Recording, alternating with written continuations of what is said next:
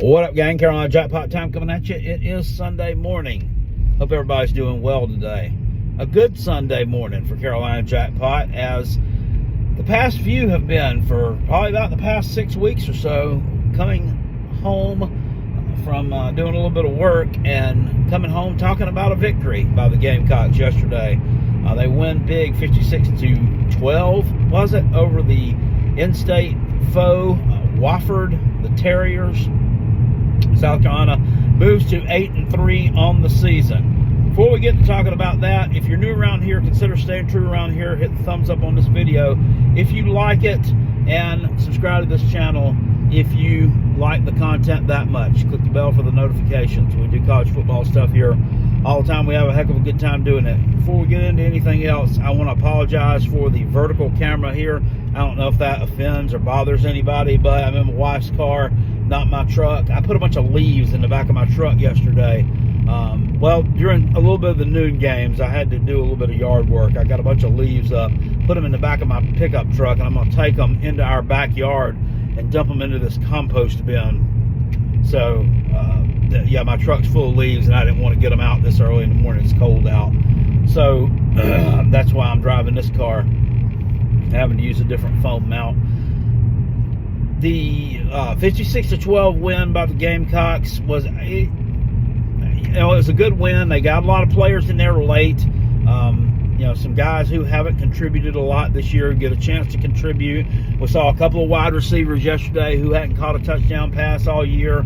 Delvon Campbell and Gage Larvadan score yesterday, so that was good to see. Got to see Luke Doty make a couple of catches.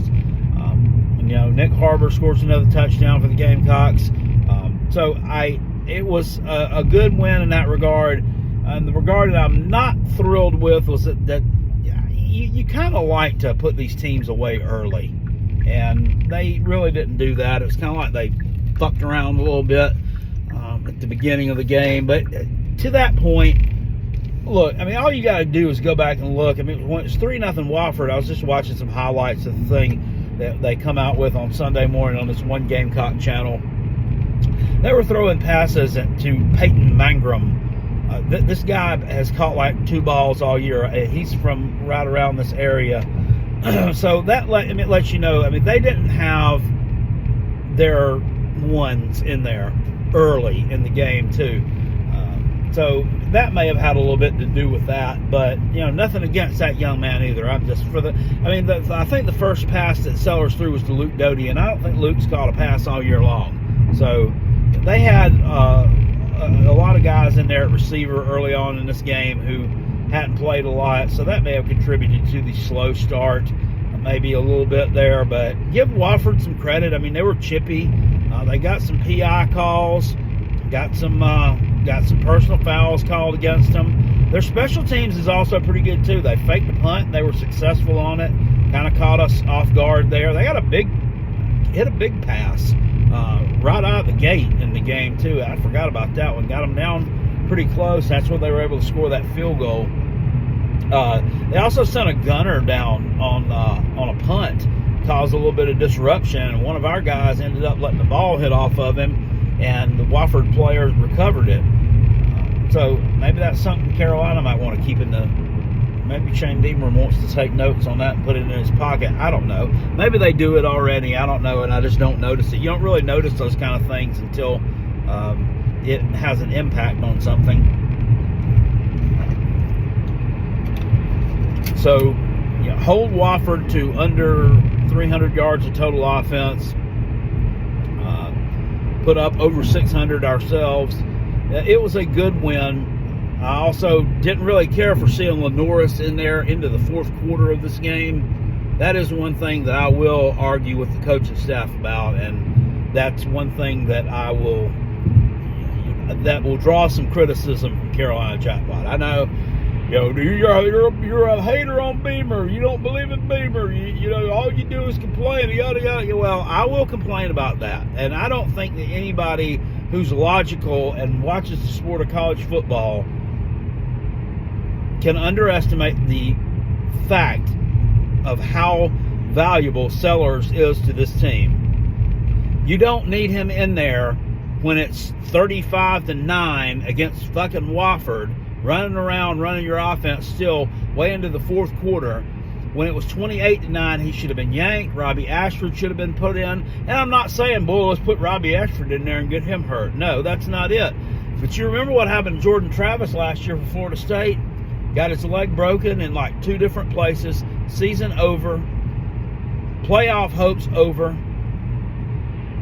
And what game did that happen in? Wasn't the Miami game. It wasn't the Louisville championship game for the ACC. It wasn't the Florida game, Florida man. It was in the game against North Alabama. North Alabama is where that happened at. So these things, my point being, can happen in any game. It doesn't just have to be a big game. You don't have to be playing a high-level team for it to happen.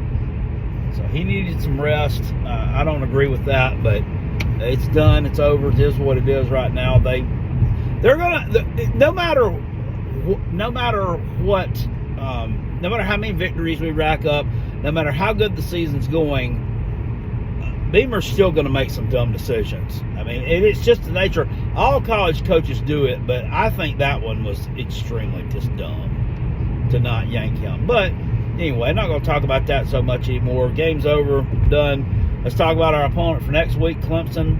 They moved to, 9-2 on the year. Get a victory over the Citadel, 51-14. Theirs was, they were a little bit more dominant in the first half than South Carolina was. They were up 35-0 at halftime. I think they yanked a bunch of starters. Here's the thing, though. They gave up almost 300 yards rushing to the Citadel. Almost 300. Somebody in the comments is going to say, well, y'all lost to the Citadel, Carolina jackpot. Yeah, flex that thing from 9 years ago some more. Yeah. The thing is, the Citadel's not exclusively a running team anymore. They're not an exclusive running team anymore. You know who is? Army. Guess how many yards they ran for against Notre Dame? 212. 212. You gave up almost 300 to the Citadel. So do you think the Citadel would lose to Army? I think they probably would. So my point being here is, and I don't know, I didn't watch a snap of that game. I don't know if you gave up a lot of those rushing yards towards the end of the game. I don't know if it was your bench that gave them up. I don't know if any of it was on long chunk runs. But here's my point. You gave up almost 300 yards rushing yesterday to a very inferior competition when defense is supposed to be your calling card. That's supposed to be what you're good at. That's supposed to be what Clemson is known for. And it just ain't happening, bro. It ain't happening. I think this Wes Goodwin guy is probably the next one on Dabo's chopping block. He would be if it was me. He absolutely would be if it was me. He might be a Brent Venables protege. I don't give a shit if he's a Vince Lombardi protege. Dude's not a good defensive coordinator. Y'all aren't playing well on defense. It's Tater. So I might think they might want to look at making a change there after the season, because you bring in a lot of defensive talent. I mean, you got this Peter Woods everybody's so high on, and AJ Terrell's brother, and this Sammy Brown that everybody's in love with, him and his little mullet, fuck these guys. So, well, I'm ready to talk trash now, man. It's hate week. I cannot stand those freaking Cheeto-faced punks over there. I can't stand them. I can't stand these redneck losers. The women, the female Clemson fans. I mean, the only thing worse than their breath and their body odor is their attitudes and their knowledge of football. That's what also is lacking a little bit. But there's going to be plenty of time for talking shit about them. I'm not impressed with them. They're already whining and crying about their injuries. They've got offensive linemen who've got rolled up on, and we're missing a guy here. You missing some offense, some Tristan Lee or something? Who gives a shit? Who gives a crap? Whatever happened to Too Deep? Whatever happened to Too Deep? Whatever happened to that? Now, whatever happened to Too Deep? We're still going to talk about that, Tater. What happened to Too Deep?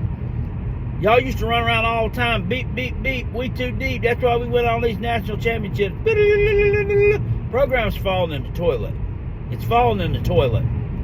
And Shane Beamer is going to take a big hearty dump on you Saturday afternoon, and he's going to flush that shit right out to sea, right where it belongs. Because nobody deserves to see the crap anymore. Nobody deserves to see you anymore, Tater. So let's talk about some more stuff in the world of college football yesterday. We'll get away from Clemson for a minute. The Where Are They Now report. People who transferred away from South Carolina. I put a tweet out last night about one of them, and I don't think I got any hate comments on it. Don't care if I did. My opinions are my own. Don't love me for who I'm not, hate me for who I am. But the Who Are They Now report, these are people that transferred away from Carolina after this past year. I actually wrote it down on something here. Anyway, let's see what they did. All right, Mitch Jeter, place kicker for Notre Dame now. Thanks for leaving us there, Mitch. Probably would have won that LSU game if you decided to stay around, but then again, maybe we wouldn't have, because you was 0 for 2 yesterday versus Army. You missed a field goal, and you got one blocked against Army. So Mitch Jeter seems to be riding the struggle bus there with Notre Dame.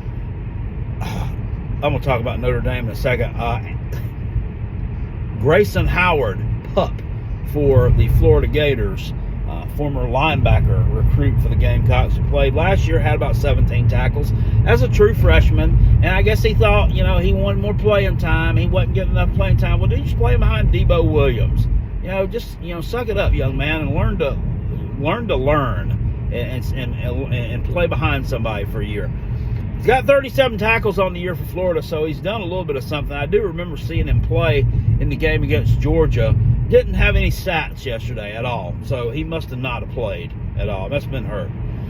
Okay, Stone Blanton. Now, this is the one that's most impressive. Stone Blanton yesterday for Mississippi State, 18 tackles for Stone. So he's finally learned how to wrap up a little bit down there. I guess he needed to change the scenery or something. He's got almost 100 tackles on the year out of the linebacker position. That's a damn good season for Stone. He might make I don't know, he might make a second or third team all SEC with those numbers. I mean, those are good numbers. I mean, he could be in consideration for, I don't know. He plays for Mississippi State. They're probably not going to make you a first teamer. But that's pretty dang good. Stone Blanton, he looks to be the cream of the crop. I tell you who's not the cream of the crop. Here's my favorite punching bag, Juice Wells. This guy yesterday targeted 6 times for Ole Miss. 6 times, comes up with 1 catch. 1 single solitary damn catch. Insane. Now, a couple of these were his fault. They were drops. A couple of them were on Jackson Dart. Didn't put the ball in the right spot. My thing is, it was poetic justice. The nail in the coffin play for Florida yesterday with about 20 seconds left. If you remember, Jackson Dart, he threw an interception. Well, what looked like an interception on the play before, but it was ruled an incomplete pass because the Florida player intercepting it, well, he dropped it.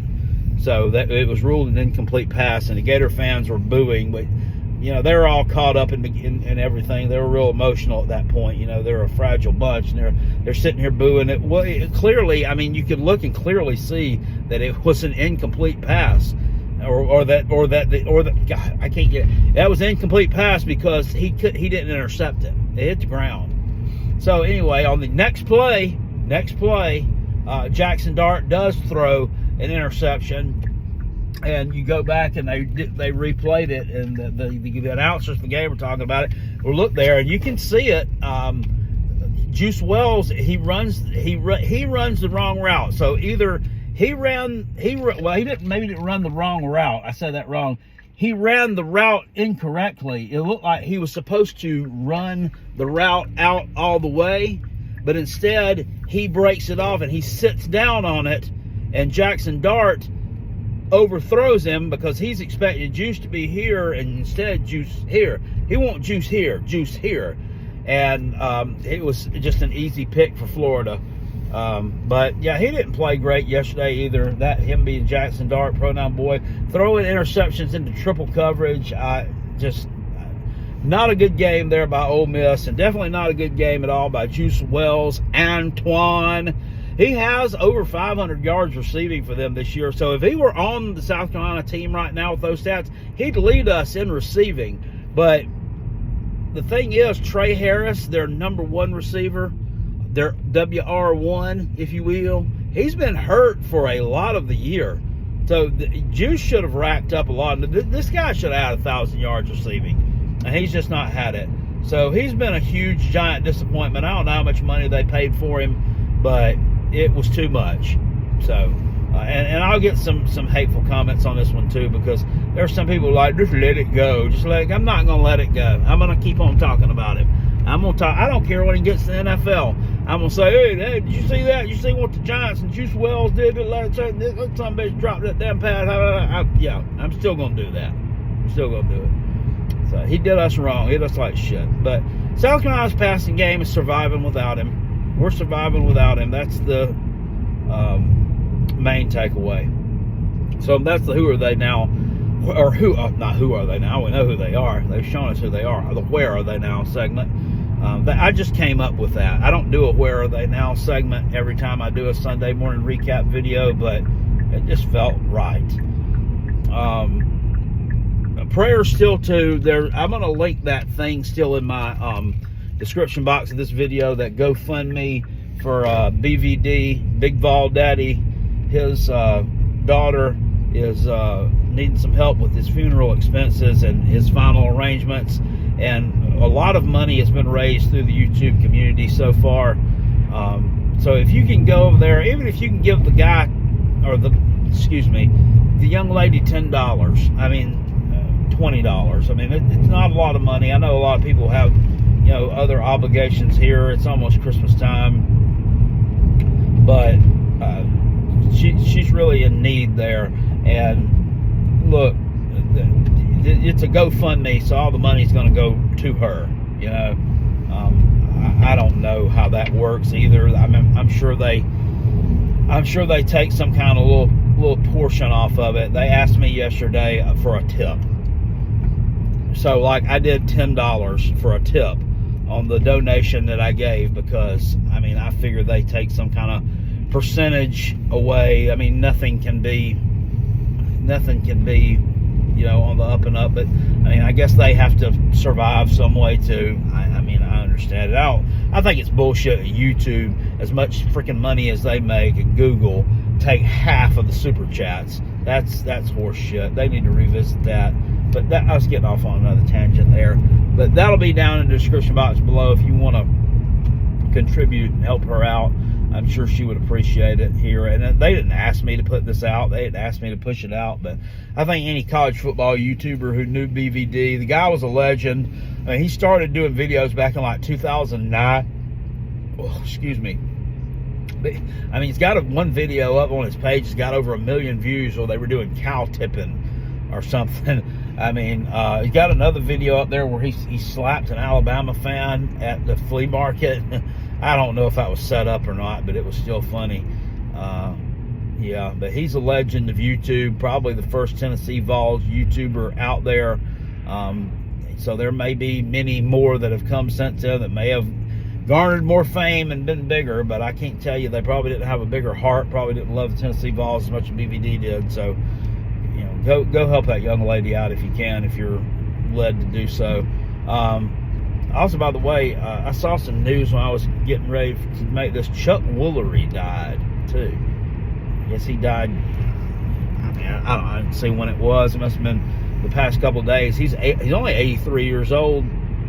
The Wheel of Fortune host. He was the original Wheel of Fortune host before Pat Sajak.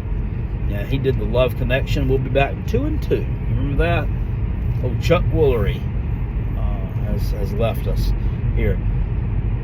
Looking at some of these other games, some teams played kind of lower level competition yesterday. We're going to hit on those games, but first off, talking about Ole Miss, let's get back into that. Ole Miss in Florida yesterday. Ole Miss, just what a giant disaster.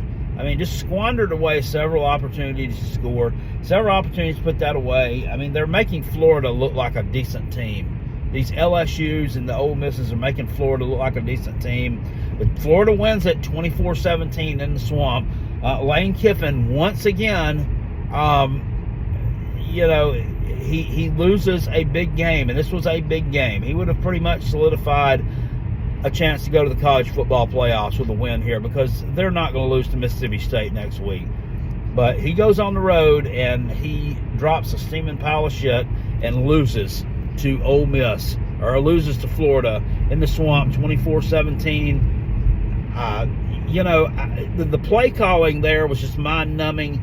Normally with Ole Miss, that play he runs in that jumbo package with that Pegues kid, the defensive lineman, fat boy off right tackle. I mean, this big 300-pounder. Normally it works. Now, he's very athletic. I mean, it reminds me of like Christian Wilkins when he ran the football sometimes for Clemson. But like, if you continue running it and it's gotten stopped a couple of times, don't go back to the well with it anymore for that game. I mean, you've got Jackson Dart, you've got all these other damn playmakers on your team, and you can't figure out another way to get one fucking yard. I mean, come on. When it's getting stuck, I mean, that's just dumb. So people are happy about that one. As Carolina Jackpot, I don't know if I'm happy about it or not. We're talking about South Carolina and our chances at the playoffs. I don't know if that's going to help us. I don't know if that hinders us. I don't know if it really makes a damn or not. We've lost 3 games. Now you've got some other 3-loss teams in there. Another 3-loss team there. We're going to talk about Alabama. I'll talk about them in a second. But Ole Miss drops that game there. Very disappointing. So Lane Kiffin, once again, fails to come up in a big game. And Ole Miss is getting laughed at. And they're not getting laughed at. And Jackson Dart was crying after the game. And you got to feel bad for him. Well, I mean, it's not your fault, young man, that people are laughing, and they're not laughing at you for crying. They're laughing at Lane Kiffin because he's such an unlikable douchebag that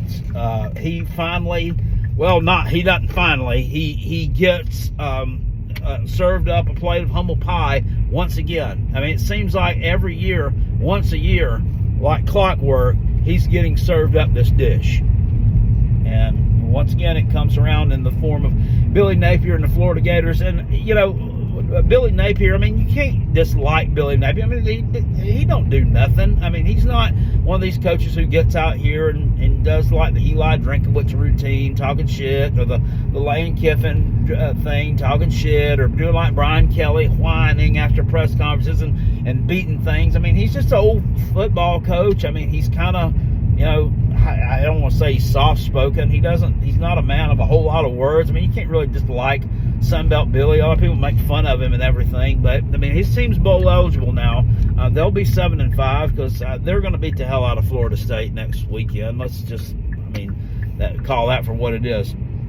Alabama. So they go down 24-3 at the hands of Oklahoma and Brent Venables. What an awful, awful performance. What an awful loss for Alabama here. And now they're a 3-loss team.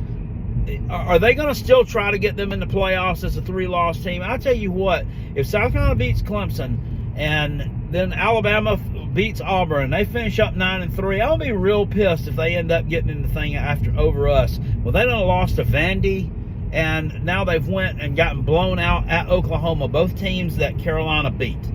I know they beat Georgia, though, so that's the thing. They also lost to Tennessee. So that's another team that I wish we could play again, Alabama. But unfortunately, we can't. I'd like to play Ole Miss again and LSU, because all these teams, they looked really good at the beginning of the year, and they're not. LSU, they find a way to survive against Vanderbilt. Vanderbilt had a big touchdown there early in the game. I thought that maybe they might be able to get a victory down there, but it wasn't to be last night.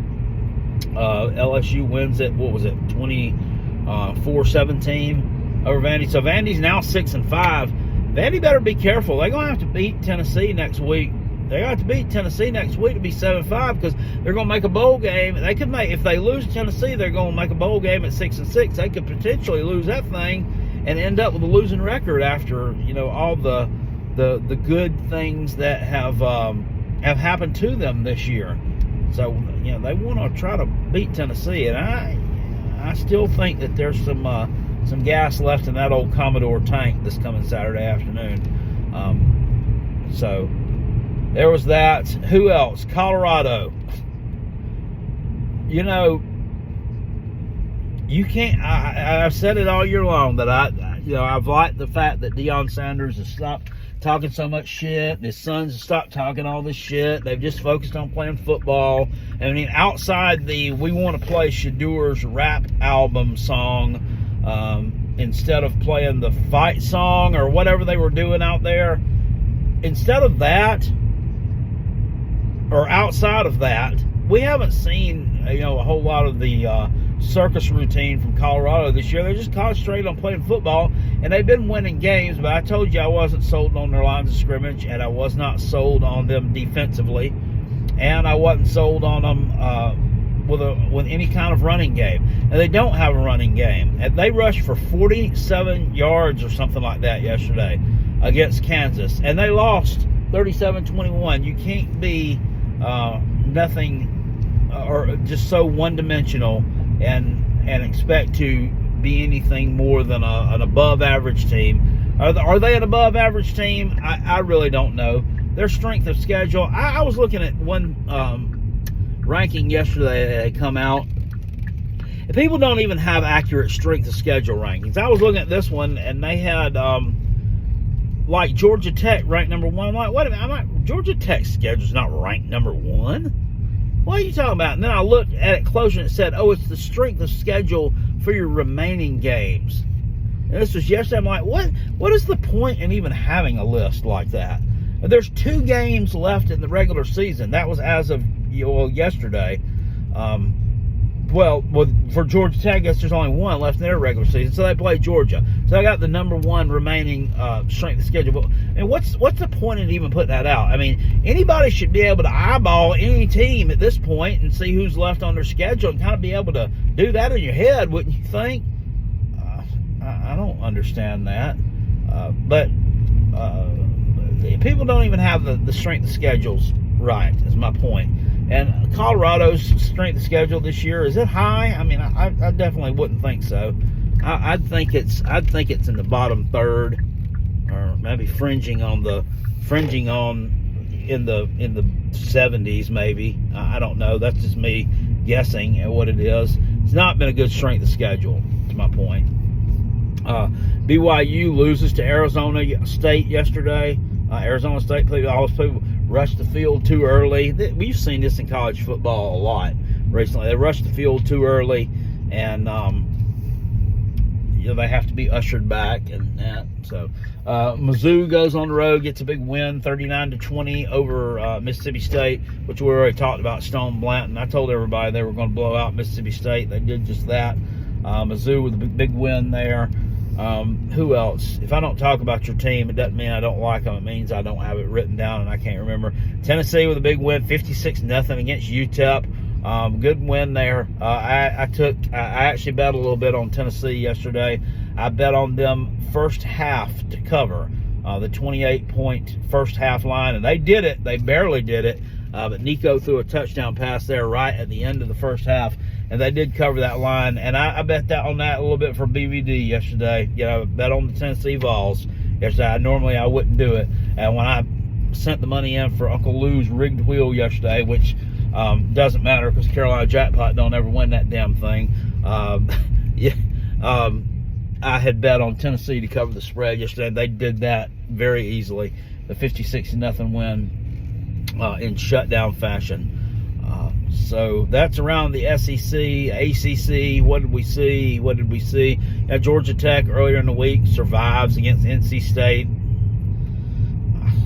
Georgia Tech is like a 20.5-point underdog against Georgia right now. That's over on FanDuel. And the sites that I use I can't bet on these games yet because the lines aren't on them yet. But over at places like FanDuel and DraftKings, they're already out for the games that are coming up this week. Georgia Tech's a 20.5-point underdog against UGA on Friday night. I got to think that that's too many points. I really think that's too many points. Georgia Tech will fight in this one. They'll fight in it. They'll muddy it up. I think they'll keep it closer than that.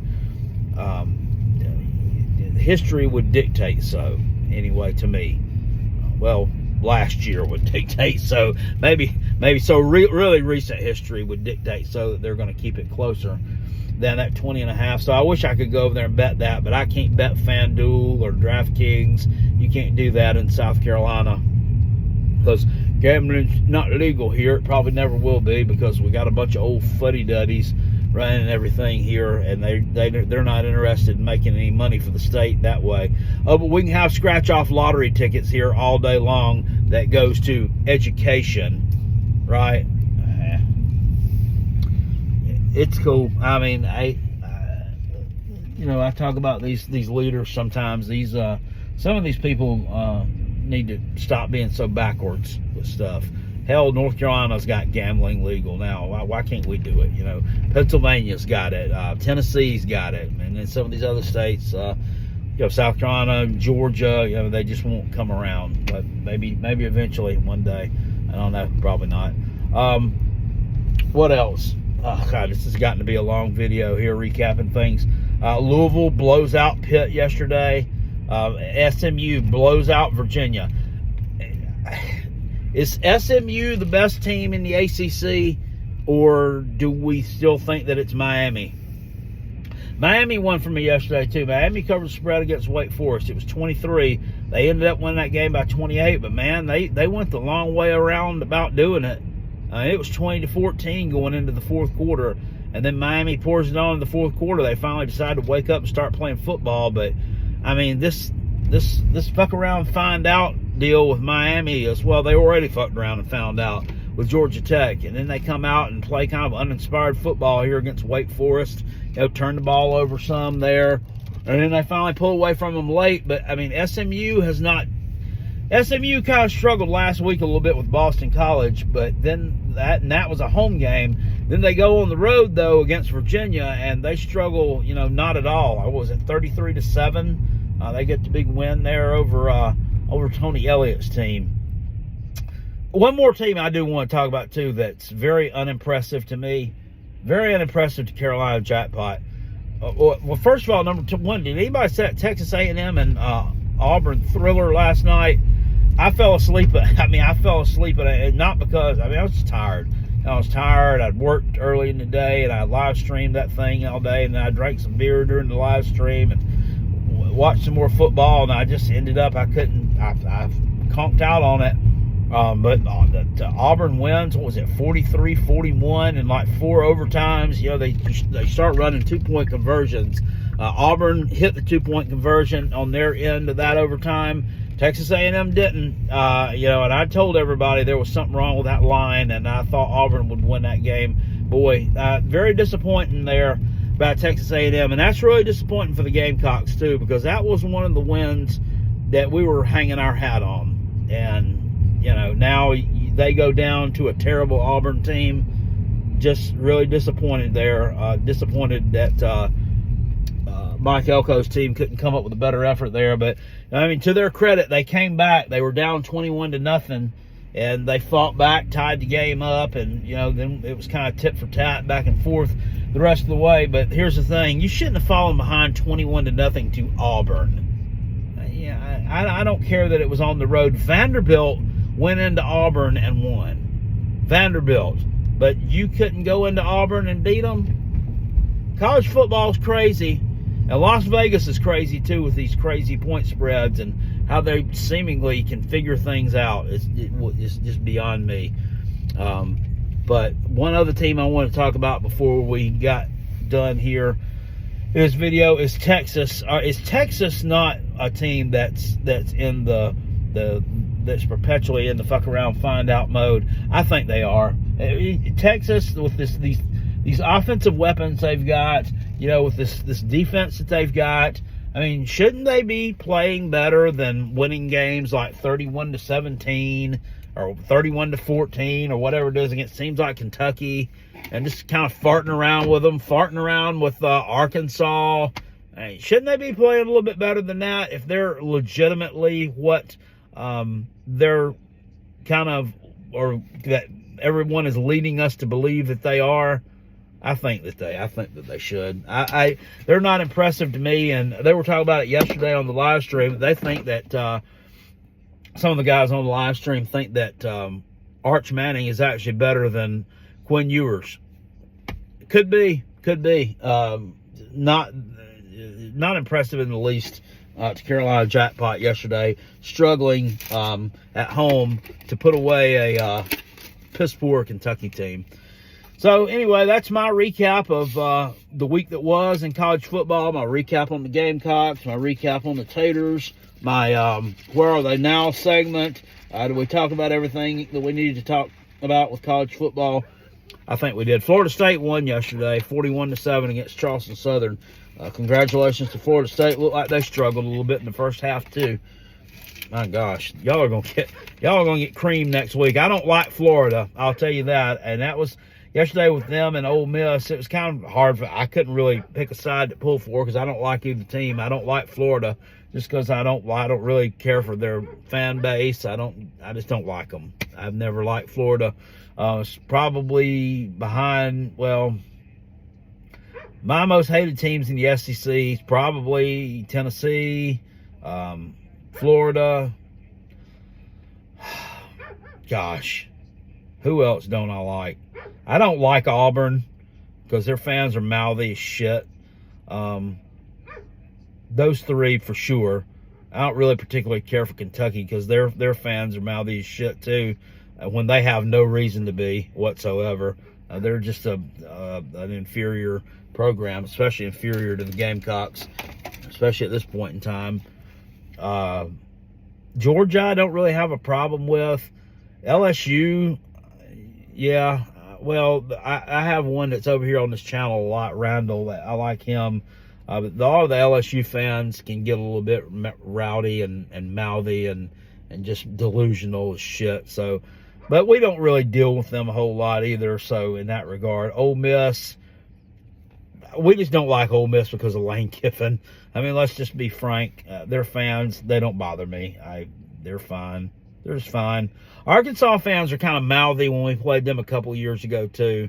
You know, they beat us and they're talking about, well, we're just a better program. We're just this, that, and that. Then their coach, big old Santa belly tits, Sam Pittman, goes out and does nothing but get himself on the hot seat and shit down his foot every time he gets a chance. But anyway, that's about all I got to say, guys. I hope you enjoyed this video. It's been a long one, but I certainly enjoyed making it, riding home with you guys. I'm fixing to go get some Cracker Barrel, and then I'm going to come home and do some work around the house.